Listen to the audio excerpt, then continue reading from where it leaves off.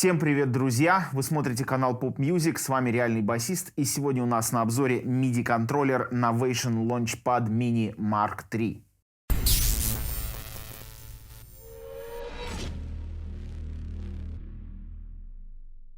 Launchpad Mini — это MIDI-контроллер, который в первую очередь создан для интеграции с Ableton и, в частности, для диджеинга.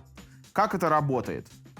У нас здесь каждый вертикальный ряд представляет собой дорожку, которая у нас в Ableton в режиме сессии также расположены вертикально. Кстати, если вы не знакомы с режимом сессии в Ableton, что это такое? Это когда у нас вот вертикально расположены дорожки, например, вот здесь у меня барабаны, потом гитара, какие-то пэды, синтезаторы и так далее. И вот в этих ячейках расположены различные клипы.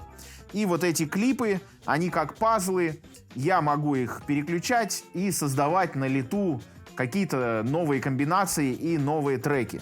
И, собственно говоря, вместо того, чтобы тыкать мышкой, мы можем это делать при помощи Novation Launchpad.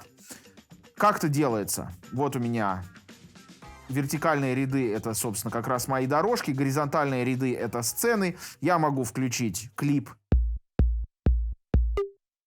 Могу его замьютить, нажав на любой из серых пэдов неподсвеченных. Могу включить прям целую сцену, то есть горизонтальную линию, и тогда запустятся все клипы. И могу также их остановить. Могу переключать между сценами.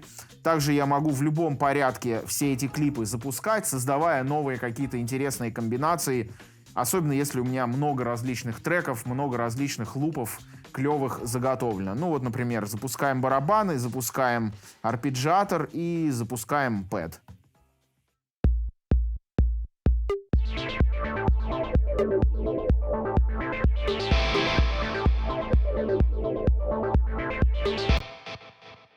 В данном случае у меня небольшой проект, состоящий всего лишь из 7 дорожек и 3 сцен. Но если проект у вас очень большой, с большим количеством дорожек, сцен и так далее, то при помощи вот этих вот стрелочек можно передвигаться вверх и вниз по проекту, что очень удобно. И для лайв-перформанса у нас есть еще вот такая вот кнопка, которая называется Stop Solo Mute.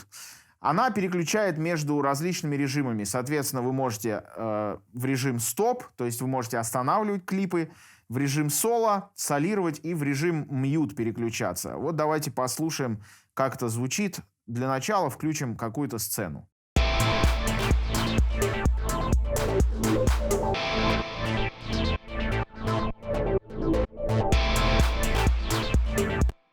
Это режим стоп.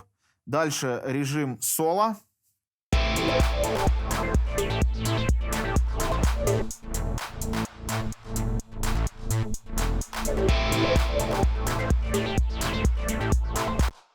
Опять-таки мы солируем определенные инструменты, определенные голоса и таким образом создаем какие-то ямы в нашем треке, ну или какие-то другие интересные фишки. И режим mute.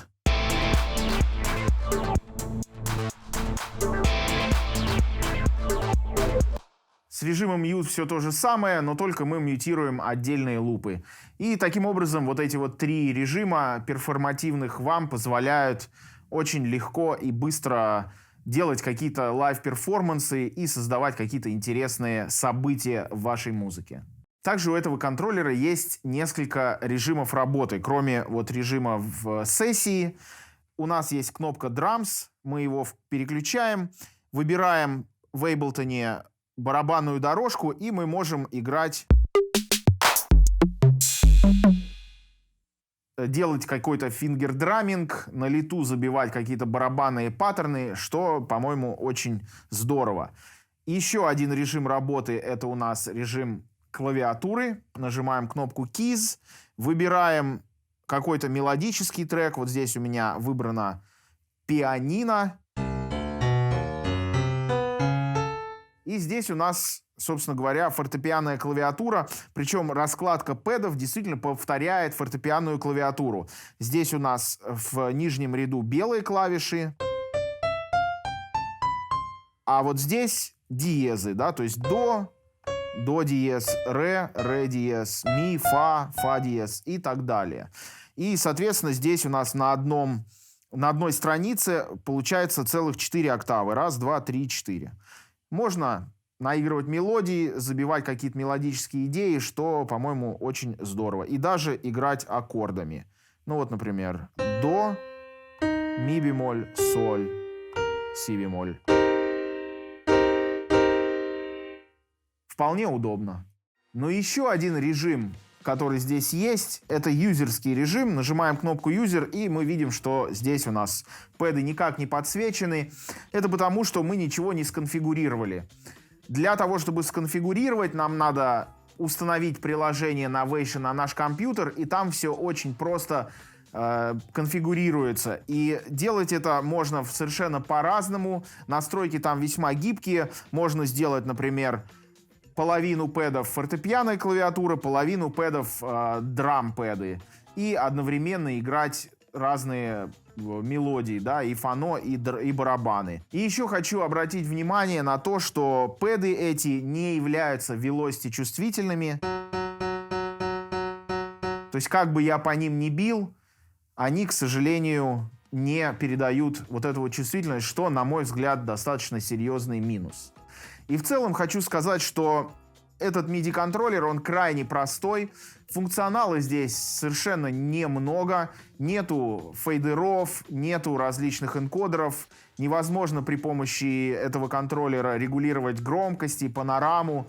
И если вам нужен полноценный MIDI-контроллер для этих целей, то тогда, наверное, надо брать старшего брата Novation Launchpad X или Launchpad Pro. Но в чем плюсы этого MIDI-контроллера? Это его, естественно, маленький размер и компактность, можно бросить в рюкзак и всегда с собой его иметь на гастролях, в поездках и так далее. Друзья, напишите в комментариях, какой ваш любимый MIDI-контроллер и как вы его используете. Подписывайтесь на наш канал, ставьте лайки, нажмите на колокольчик для получения уведомлений будущих видео. И до скорых встреч, увидимся. С вами Реальный Басист, и сегодня у нас на обзоре... Ну извини. Еще раз, да? Придется переиграть. Сначала прям, да? Да. Может, с середины микса прям начать.